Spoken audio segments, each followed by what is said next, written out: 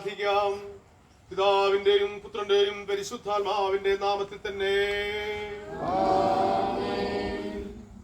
സകല നന്മകളുടെയും ഉറവിടമായിരിക്കുന്ന ഞങ്ങളുടെ സ്വർഗസ്ഥ പിതാവേ, അനുഗ്രഹം നിറഞ്ഞ ഈ പകൽവേളയ്ക്കായും കർത്താവിന്റെ സുദിനത്തിലെ ദിവ്യമായ ആരാധനാ ശുശ്രൂഷയ്ക്കായും ഞങ്ങൾ നന്ദിയോടെ അങ്ങയെ സ്തുതിക്കുന്നു.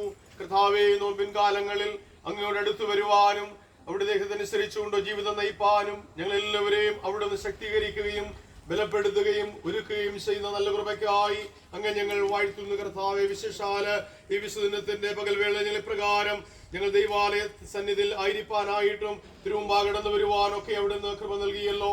കർത്താവെ, ഞങ്ങൾ ദേവാലയത്തിന്റെ നിർമ്മാണ പ്രവർത്തി പൂർത്തീകരിച്ച് കർത്താവിന്റെ പ്രതിഷ്ഠ ശുശ്രൂഷ നിർവഹിക്കുന്ന ഈ സമയത്ത് അവിടുത്തെ മഹാകരുണയും കാവലും ഞങ്ങളോട് കൂടെ ഇരിക്കേണ്ടതിനായി അങ്ങയോട് ഞങ്ങൾ പ്രാർത്ഥിക്കുന്നു. കർത്താവെ, ശുശ്രൂഷ കൊടുക്കുവാൻ കടന്നിരിക്കുന്ന അഭിമന്യ പരിശുദ്ധരിക്കായി സ്തോത്രം ചെയ്യുന്നു. കർത്താവെ, ദാസനെ അവിടുന്ന് തൃത്തോളം പരിപാലിച്ച് വഴിനടത്തി യാത്രയിൽ കേന്ദ്ര സാന്നിധ്യം പകർന്ന് എത്തിച്ച കൃപയ്ക്കായി ഞങ്ങൾ അങ്ങേ വാഴ്ത്തുന്നു. ശുശ്രൂഷ കൊടുക്കുവാൻ അവിടുന്ന് ബലപ്പെടുത്തുകയും ശക്തീകരിക്കുകയും ചെയ്യണമേ എന്ന് ഞങ്ങൾ അങ്ങയോട് പ്രാർത്ഥിക്കുന്നു. വചമിക്കായും സ്തുതിക്കുന്നു. കർത്താവെ, കുറവിൽ കൂടി ഇരിക്കുകയാൽ ഞങ്ങൾ നന്ദി പറയുന്നു. ഇന്നിവിടെ സന്നിഹിതരായിരിക്കുന്ന എല്ലാ പ്രിയപ്പെട്ടവരെയും ഞങ്ങൾ ഞങ്ങളുടെ പുണ്യപാദപീഠത്തിലേക്ക് താഴ്ത്തി സമർപ്പിക്കുന്ന കർത്താവെ, ഞങ്ങൾ ഒരുമിച്ച് നാമത്തെ മഹത്വപ്പെടുന്നു പോൽ അത് ഞങ്ങളുടെ ആത്മിക ജീവിതത്തിൽ വളർച്ചയ്ക്കും അനുഗ്രഹത്തിനും കാരണമായി തീരുവാൻ സ്വർഗം സഹായിക്കണമേ. കുറവുകളോ പോരായ്മകളോ എല്ലാം അവിടുന്ന് പരിഹരിച്ച് ആത്മനിറവുള്ളവരായി തിരുനാമത്തെ മഹത്വപ്പെടുത്താൻ സഹായിക്കണം. കർത്താവ്, അനുകൂലമായ കാലാവസ്ഥ നൽകണം.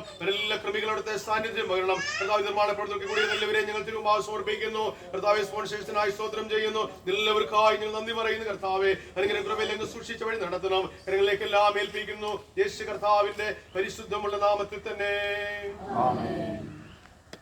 ഇന്നയോളം തുണച്ചോൻ എന്നുള്ള പാട്ടിന്റെ രണ്ട് ചരണങ്ങൾ കീർത്തനത്തിന്റെ രണ്ട് ചരണങ്ങൾ പാടി നമ്മൾ ദേവാലയത്തിൽ കടന്ന് ടൈൽ ഭാഗം ഉൾപ്പെച്ച് നമ്മൾ പ്രാർത്ഥിക്കുന്നു.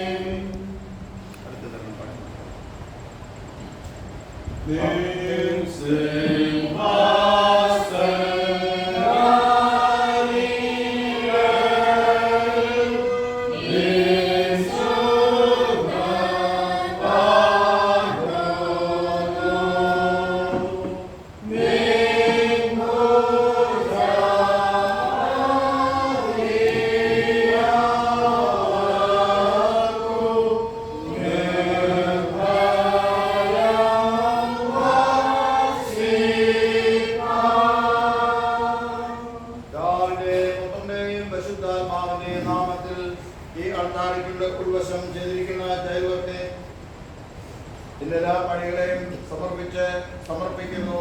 ദൈവനാമത്തിനായി പ്രതിഷ്ഠിക്കുകയും ഫലപ്രദം ചെയ്യുന്നു. വീണ്ടും നമുക്ക് പ്രാർത്ഥിക്കാം. കർത്താവേ, പരിശുദ്ധ പിതാവേ, അവിടുത്തെ വലിയ കൃപയാൽ ഈ പ്രദേശത്ത് കാലങ്ങൾക്ക് മുമ്പ് അങ്ങേ ആരാധിപ്പാൻ ഒരു കൂട്ടത്തും ജനത്തെ അങ്ങോട്ട് നൽകി ഇത്രത്തോളം സഭയെ അനുഗ്രഹിച്ചു വഴി നടത്തി.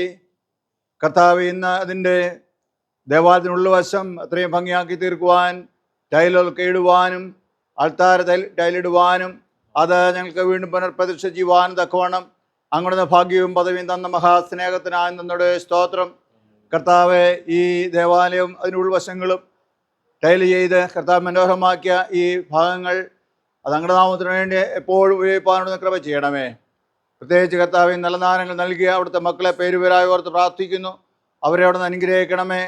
കർത്താവ് അവർ തങ്ങൾക്കുള്ള വസ്തുക്കളെ മാത്രമല്ല, സമർപ്പണങ്ങളെ മാത്രമല്ല, തങ്ങളെ തന്നെ സമർപ്പിച്ചുകൊണ്ട് എന്നും ജീവിപ്പാനും എന്നും അങ്ങനെ അനുഗ്രഹങ്ങൾ പ്രാപിപ്പാനോട് സഹായിക്കണം.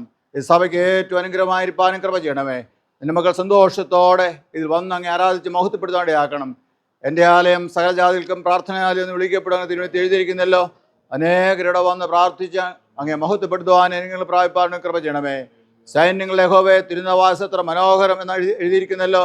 കർത്താവെ, ആലയം എത്രയും മനോഹരമായി സൂക്ഷിപ്പാൻ അങ്ങോട്ട് സഹായിക്കണം. അതിനായി നിന്റെ മക്കൾ ചെയ്തിരിക്കുന്ന ഈ പ്രയത്നങ്ങളെ അങ്ങയുടെ നിന്ന് പ്രസാദമുള്ള യാഗമായി കൈക്കൊണ്ട് അനുഗ്രഹത്തെ വർഷിപ്പിക്കണമെന്ന് പ്രാർത്ഥിക്കുന്നു.